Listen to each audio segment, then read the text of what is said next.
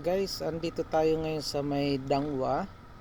At ituturo ko sa inyo yung dalawa na araw na pakanan sa may Dapitan Street. Dito lang yung sa may along Lacson Avenue.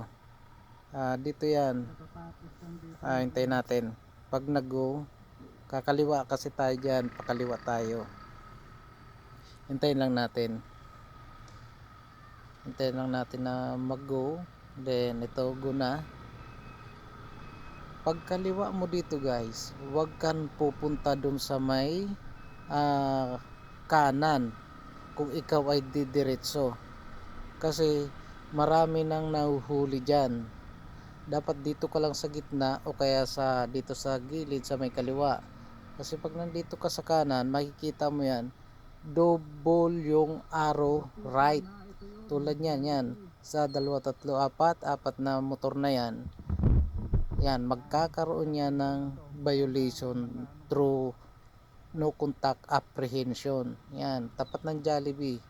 Yan, panlima. Yan, marami yan. 6. Ano, 2 patibong. Diba? 2 na araw patibong. Kaya marami na uhuli dyan guys.